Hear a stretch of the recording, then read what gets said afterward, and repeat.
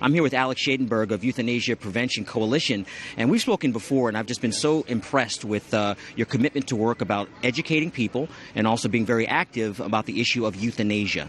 Absolutely. And right now in the U.S. there's been a big push over the last several years to legalize assisted suicide in state after state after state.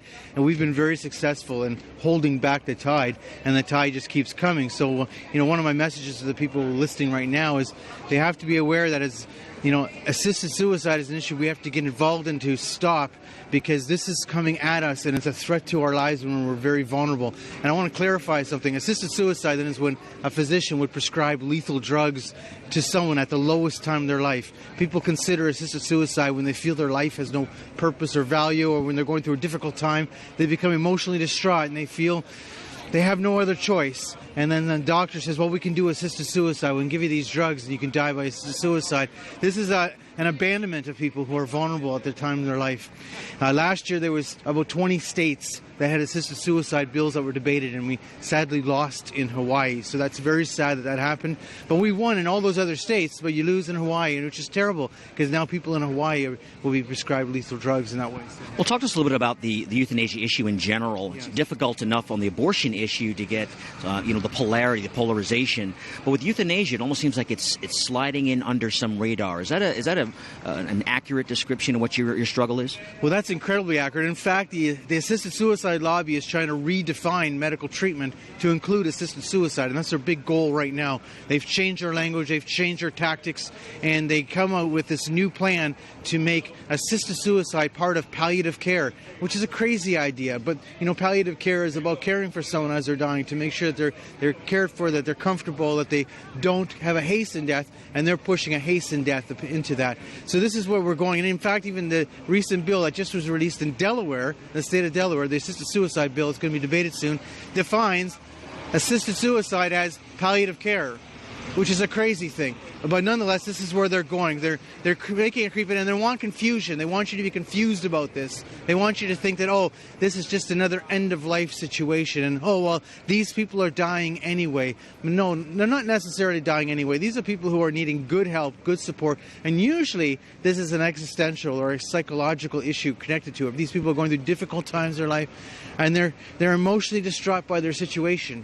They're being taken advantage of by this. Wow. Well, thank you so much for your incredible work, because we talk about a whole life, a whole tapestry. That's and a whole life ether. Yeah. And the work on euthanasia and abortion, as I described it, Cardinal Bernardin's quote, really is the bookends that send an ethos, really a theme throughout. So, Alex, thank you so much, Euthanasia Prevention Coalition, and thank you for your work.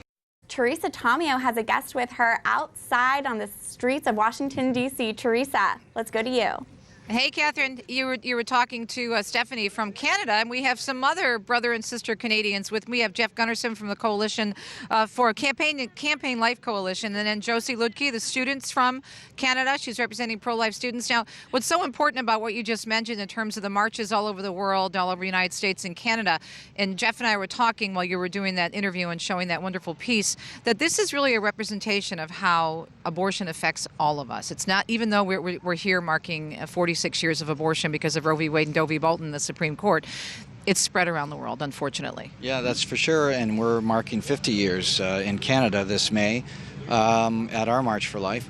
And it's a global problem, and it's especially here in North America. The numbers are astronomical. The killing has been, as you say, 46 years, 50 years in Canada. And, we're here in solidarity to help witness to this atrocity, and to let your American people know that, we're behind you and we're fighting this culture war with you. And, even if we didn't have a problem in Canada, we'd be down here in that way, because it's killing our children. And what else could we do but be behind you in that fight? And speaking of being behind us, we have wonderful young people behind us from Canada. Tell us about the group you brought today. Yeah, I'll let Josie step in and tell us about that. They came overnight in a bus, so awesome. I'll let Josie. Josie, nice to meet you, Josie Ludke, and tell us about your friends that are here with you today.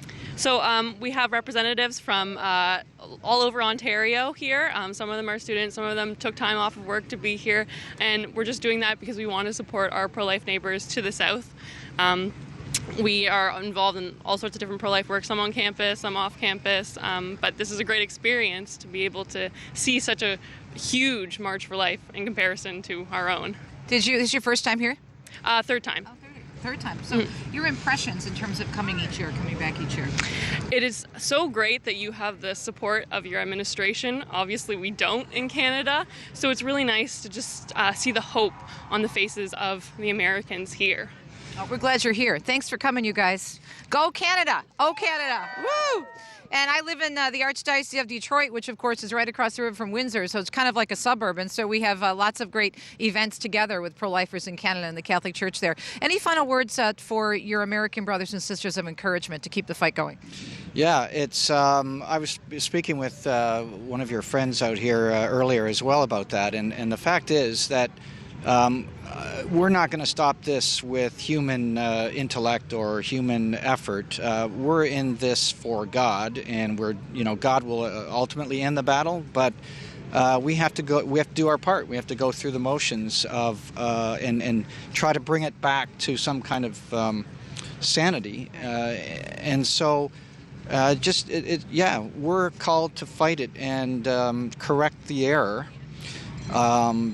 That is abortion, and do what we can, and don't look for necessarily winning this in any one given area. You have to win over hearts for Christ first. Exactly. Before any of this is all going to change. Yeah. And thank you so much for coming down from Canada, and what a great witness of these young people. Back to you in the studio.